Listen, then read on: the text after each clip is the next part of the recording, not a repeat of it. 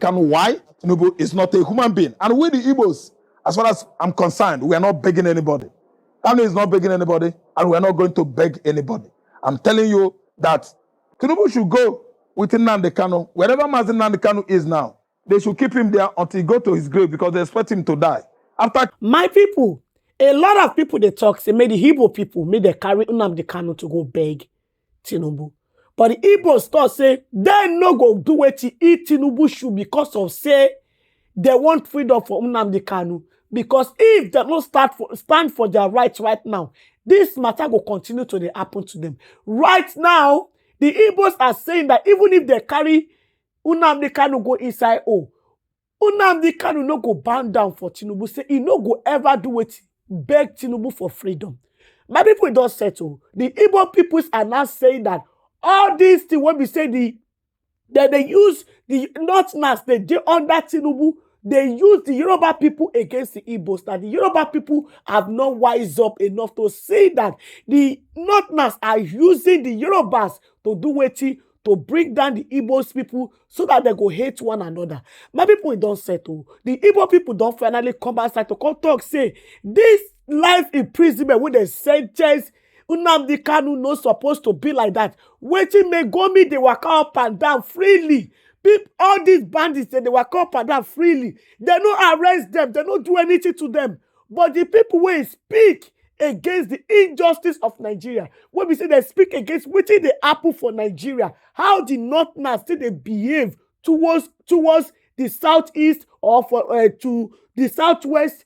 Now the Nigerian government, which na southwest people they rule right now, when we say na Tinubu dey there now, Northerners decided to use the southwest person wey be Tinubu to take sentence Nnamdi Kanu to prison. My people, the Igbo people don't say they no go ever do wetin, they no go ever come put head for ground for Tinubu because of say they won't release Nnamdi Kanu. Say no. Say that fight, they will continue to the fight for the truth. say Tinubu will have no reason whatsoever to pardon Nnamdi Kanu. Why? Tinubu is not a human being. And we the Igbos, as far as I'm concerned, we are not begging anybody.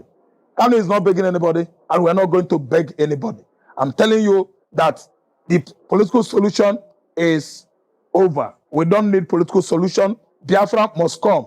Tinubu should go with Nnamdi Kanu. Wherever Nnamdi Kanu is now, they should keep him there until he go to his grave because they expect him to die. After killing his father and his mother, it doesn't touch their mind. Kanu is not begging anybody. I'm telling you the fact. The lawyers should battle for appeal. And I'm telling you that Kanu is coming out legally. He was wrongly jailed yesterday by a man that was actually read a script written by Asorok in the court.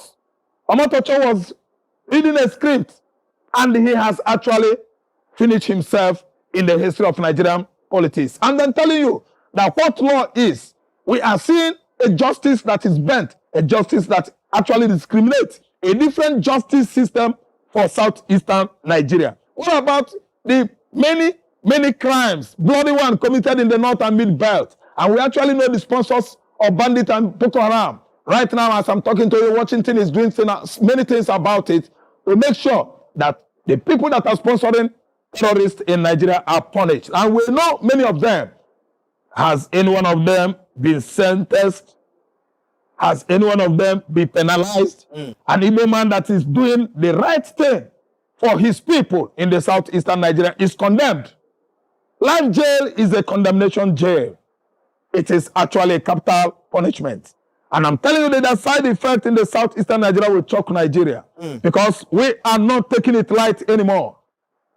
A life sentence on Nnamdi Kanu is a life sentence on the entire Igbo nations. We are the ones sentenced to life jail here, not Nnamdi Kanu. So time has come for everybody to just be very, very careful. And especially Yoruba should take their serious time. They have pushed the Igbos many times on the wall. And this time around, we have actually waken up. Just the recent sentencing of Al-Qaeda leader apprehended in Kwara State. Only 20 years tenure was given to him. Someone that has been working with ISWAP, killing even Boko Haram members and all his terrorist rivalries in the bush, was only given very, very small jail tenure. Hatred, Nnamdi Kanu is condemned. Because this is a condemnation. I don't say life jail. What do you mean by life jail? He will stay there until he dies. Courtesy, Yoruba against his Igbo neighbors. If you go to East now, East has turned to a ghost town. Because they are very, very shocked, very, very unbearable, and they are well preparing for Tinubu because Concord May 2027, nobody there will cast their vote, though. It's going to use some political Igbo politicians, Igbo mechanism, political mechanism to make sure that he rig election there. But I'm telling you that it's not going to play out. Nobody's going to rig anybody out in the southeastern Nigeria. Whoever they want to vote for is the person they will actually or eventually vote for in the southeastern Nigeria. Then the side effect in the southeast is that all the political juggernauts in the southeast, Opuzadema, Charles Soludo, Kutamba, Dave Omaye, all of them in the southeast as governors to prepare for the political impasse that is going to happen in the southeast. Because all the key politicians in the southeast are the perceived enemies of the Igbo youths now. Right now, they actually know how they, collaborate with Tinubu administration and jailed an innocent Igbo man that was agitating for emancipation of Biafra. By the way, self-realization, self-determination, agitation for emergence of any nationality in anywhere in the world is never against the law. This is the first time I'm seeing this type of thing happening in the history of the world. Kano is agitating rightly without using machetes, guns, and other clubs or dangerous weapons, but he was telling the whole world that Nigeria is overdone. That Nigeria was just 100 years in 2014. And that was how he established IPOB in 2014 exactly. He started doing it right, that Nigeria is overdone. It's now 100 years that any aggrieved province in Nigeria has the right to sit away from this contraption. And that was how the political juggernauts and the Igbo political stand up against this young man. And finally, he was wrongly jailed yesterday by a man that was actually read a script written by Asorok in the court. Omotocho was reading a script, and he has actually finished himself in the history of Nigerian politics. And I'm telling you that what law is, we are seeing a justice that is bent, a justice that actually discriminates, a different justice system for southeastern Nigeria. What about the many crimes, bloody one committed in the north and mid belt? And we actually know the sponsors of bandit and Boko Haram. Right now, as I'm talking to you, Washington is doing many things about it to make sure that the people that are sponsoring terrorists in Nigeria are punished. And we know many of them. Has any one of them been sentenced? Has any one of them been penalized? An Igbo man that is doing the right thing for his people in the southeastern Nigeria is condemned. Life jail is a condemnation jail. It is actually a capital punishment. And I'm telling you that the side effect in the southeastern Nigeria will choke Nigeria because we are not taking it light anymore. A life sentence on Nnamdi Kanu is a life sentence on the entire Igbo nations. We are the ones sentenced to life jail here, not Nnamdi Kanu. So time has come for everybody to just be very, very careful. And especially Yoruba should take their serious time. They have pushed the Igbos many times on the wall. And this time around, we have actually waken up that we are at Yoruba. Since 1970, it has been obvious that Yoruba and the Fulanese has been actually rubbishing Igbo man. Immediately Gowon was hosted by Ramatoma Mohammed. Dimka Suka Dimka and Gowon actually deposed him, attacked him on Friday in 1976, and he was killed. Who else, again, actually took the mantle of leadership and rubbished Nigeria economy and put us to this type of situation? He was Olusegun Obasanjo. From Obasanjo handed over to a Fulani Janjaweed headmaster by name Alhaji Shehu Shagari late.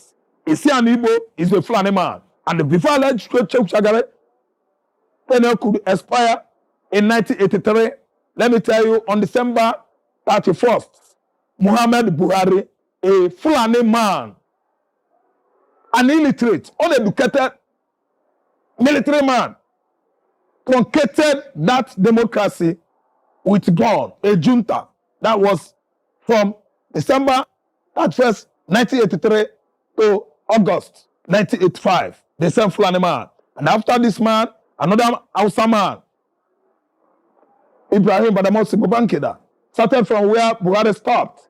And then when his regime lasted for 8 years, from 85 to 1993, another Yoruba man was voted in. The INEC then was chaired, managed by Humphrey Wosu, a professor of University of Nigeria, Nsukka. And being an Igbo man, he has a plain mind. He loved everybody, every tribe in Nigeria, in the sense that he handled the electoral material, the electoral law and policies of Nigeria, respecting Nigerian constitution by announcing boldly before the military junta administration of Babangida that the election was won by a Yoruba man, Abiola Muchud. He did not play game.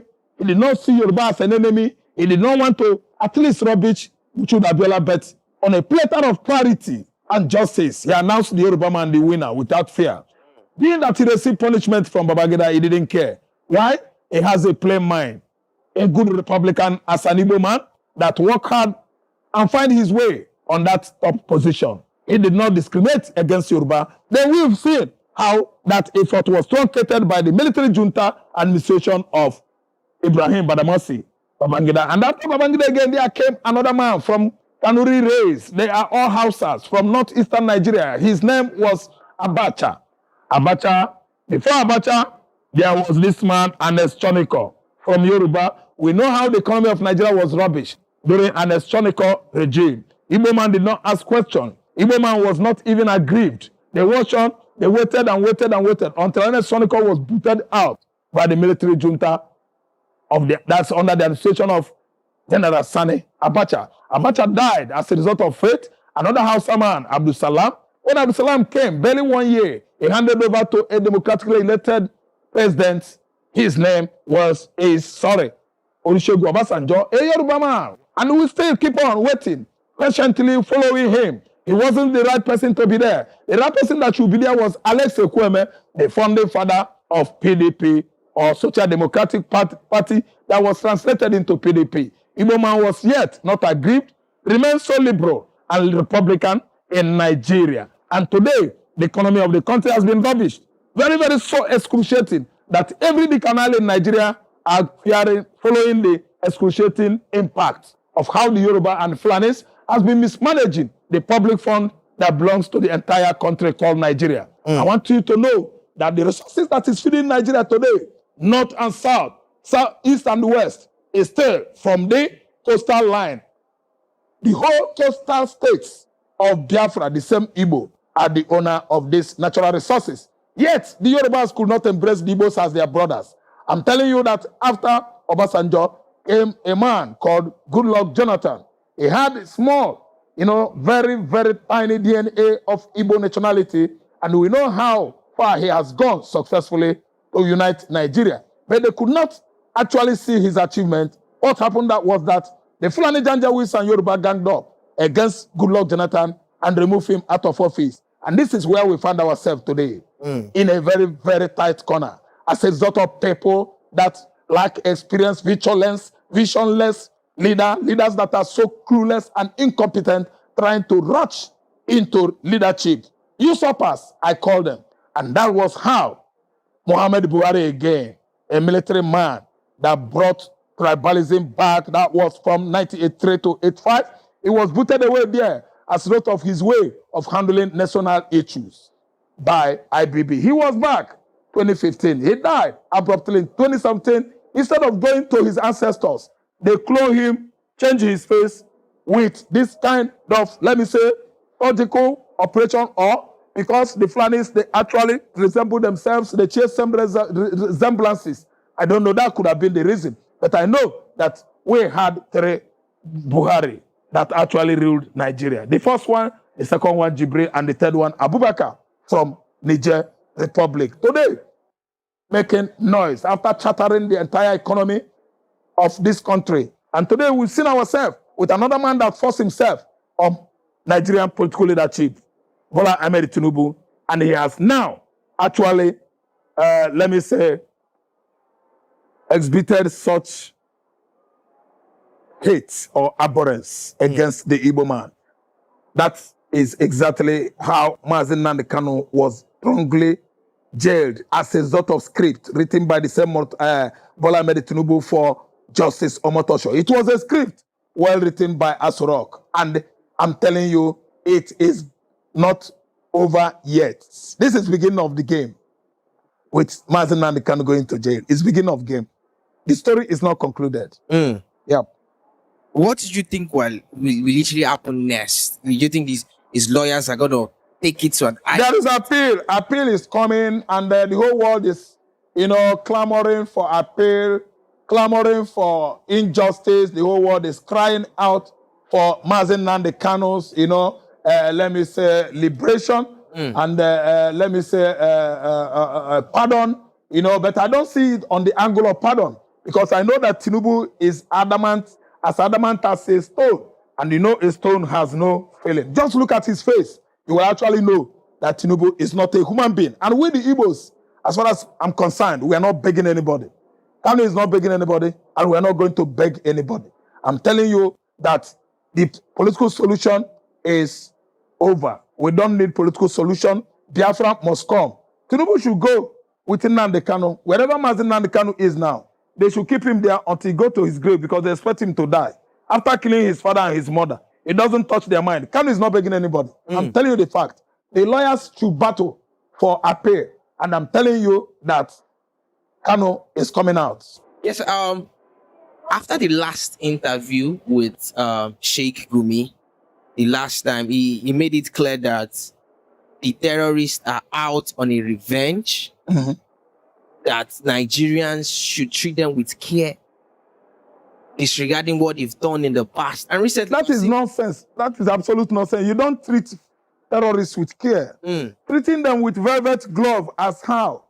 How could you treat an arsonist with care? An arsonist is a sadist. An arsonist is a terrorist. A terrorist is an animal. Their own agenda is to spill blood of the innocent. So I see Gumi's outburst as that of people of the Middle Ages, during the Dark Ages era. So let me tell you, it is uncalled for. It is highly cruel. I mean, Tinubu's Gumi's outburst. How could you tell Nigeria to be telling Nigeria to be pampering terrorists, to be pampering killers? Nigerians don't even pamper armed robbers. Armed robbery in Nigeria is a capital punishment. Let alone people whose ideology is to spill blood of the Christians, spilling blood of the traditional worshippers. An arsonist, a terrorist, is a destroyer. They are animals. Don't you know the term? The terminology Benjamin Netanyahu, the current Israeli Prime Minister, gave to the Hamas. He said that they are animals. People that are animals are shouting Allah Akbar, calling the name of their God, that their God is highest, killing fellow human beings, slaughtering, slitting their throats. They should be treated like animals in Israel. And that's why IDF, Israeli Defense Force, actually dealt with both, not only Hamas, Iran, and the terrorists based in Yemen, and Al Khamenei, the Prime Minister or President or Supreme Leader of Iran. So let me tell you, Gumi should be arrested. The kind of statement that is coming from Gumi indicated that Gumi sponsors bandits, sponsors terrorists, Boko Haram, killer headers, and the rest of them in the northern Nigeria. The man should have been arrested if Nigeria is a good country. Gumi is supposed to be cooling it off in jail. Look at someone that has been sponsoring terrorists from 2015 till date, enjoying his life. While an Igbo man that was agitating for a modern Nigeria is thrown into jail, condemned for life. What a country. What a country. A contraption that is exactly making an object of caricature of herself is Nigeria. Nigeria is pampering bandits, pampering Boko Haram. There are repentant Boko Haram reintegrated into Nigerian military, and they are the one laying ambush for brigadier generals, slaughtering our colonel and lieutenant. The other latest killings of Brigadier General UBA Oba was as a result of an ambush, because they leaked the information into the camp of the bandits and terrorists, and they waylay him. He was actually hiding somewhere, making a call for rescue to come. Not knowing that the call he has made, the information has been sent into the camps of the enemy, who apprehended him in the bush in his hideout and the slit of his throat. What a country. A country of an object of caricature. A country that has become a laughingstock in Africa. A country behaving like a giant in the past. Behold, currently a crawling dwarf. That is Nigerian state for you. We don't negotiate with bandits. We shouldn't be consulting with terrorists, Boko Haram. The killer headers, they are number 4th most dangerous terrorist organization in the world. Nigeria are pampering killer headers from Mali, from Burkina Faso, from Senegambia, and other dangerous Sahel countries who have invaded Nigeria recently. Look at what Muslim tickets has brought into Nigerian political system. Islamic extremists. Muslim extremism, Islamic extremism is on course in Nigeria because Nigerian Christians, churches, and tribes, tribalism has allowed Muslim tickets, which is actually fueling the fire of Islamic extremism in this country. It is a shame for all the cleric, both Christian and even traditional worshippers in Nigeria, who allowed Chetima to be vice president and Bola Ahmed Tinubu a Muslim president. It has never happened in the history of this country. If a president is Christian and vice president is a Muslim, I think nothing like Islamic extremism in Nigeria, because the other one will be hot while the other one is cold. It is not done like that anytime since inception of this country in 1960. I'm telling you, the fire of extremism is being fueled by Muslim tickets. I am imploring, ordering federal government right now to arrest Sheikh Gumi that was banned from entering Riyadh, Mecca, and Medina as a result of blood he spilled. His own collaboration. My people, now the video now on a new watch finish so. On a see what happen for inside the video.